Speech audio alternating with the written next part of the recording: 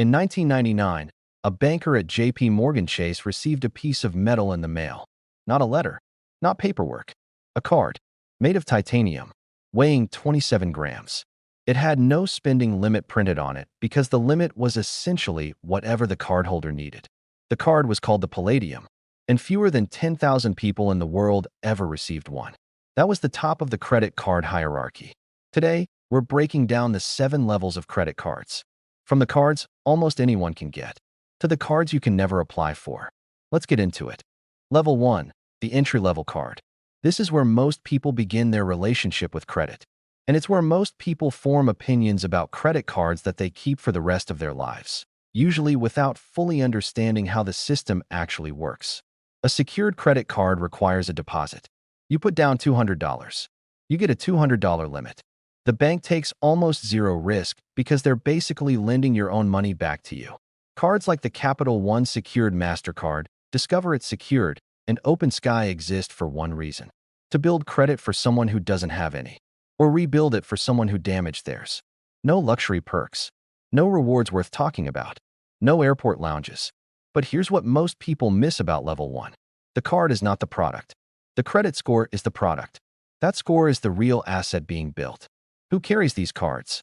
The 22-year-old graduate who just discovered that having no credit history is treated almost the same as having bad credit. The person recovering from a difficult financial period, a medical bill, a layoff, a rough year. Nobody is here accidentally. Everyone is here for a reason.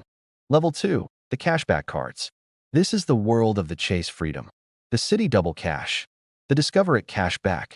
Cards with no annual fee that give something back for every dollar spent. For most households, this is actually the most rational tier in the entire system. The Citi Double Cash gives 2% back on almost everything. Simple, automatic, no complicated system. The Chase Freedom Flex works differently. It offers rotating 5% categories. Groceries 1/4, gas the next, Amazon after that. But it requires attention. Who carries these cards? People who read one personal finance article in 2019 and decided they were finally going to optimize their spending. A few actually do. Most just carry the card, forget the categories entirely, collect maybe $180 in cash back by the end of the year, and feel like they beat the system. And honestly, they kind of did, just not as much as the blogs promised. Level 3, the travel rewards tier. Now the cards start becoming strategic. This is where you find the Chase Sapphire Preferred, the Capital One Venture, the American Express Gold. Annual fees between $95 and $250. Points that transfer to airlines and hotel programs. The American Express Gold earns 4 times points on restaurants and grocery stores. For households spending heavily in those categories, the rewards pile up fast. And when those points are transferred correctly to airline partners, they can fund business-class flights worth thousands of dollars. But here's the catch. Only a small percentage of people actually optimize these systems properly. Because at this level, the card itself still isn't the product. The transfer partner is the product. The card simply creates a currency. How intelligently you redeem it determines whether the card was worth carrying in the first place. This is where credit cards stop being payment tools and start becoming travel ecosystems. Level 4, the premium lifestyle tier. This is where things start changing. The Chase Sapphire Reserve, the American Express Platinum. Annual fees between $550 and nearly $700. Airport lounges, travel credits, global entry reimbursement, luxury hotel perks. At this level, the card starts selling convenience and comfort, not just rewards points. The Amex Platinum includes airline credits, Uber credits, and access to Centurion lounges. The Sapphire Reserve includes travel credits broad enough that many people accidentally trigger them without even trying. And the travel insurance is actually useful. Who gets real value here? The consultant flying every week. The executive who understands that spending 45 quiet minutes inside a lounge before a delayed flight can completely change the experience of business travel. For that person, the annual fee becomes less about money and more about preserving sanity. At this level, convenience becomes luxury. Level 5, the business executive tier. Now personal spending and business spending merge together. This is the world of the American Express Business Platinum.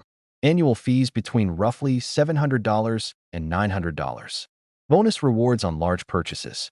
Airport lounge networks. Software credits. Airline credits. At this level, the cardholder is optimizing both company expenses and personal rewards at the same time. The business pays the annual fee. The rewards points fund personal luxury travel. The card becomes part financial tool, part executive strategy. Level 6, the invitation-only tier.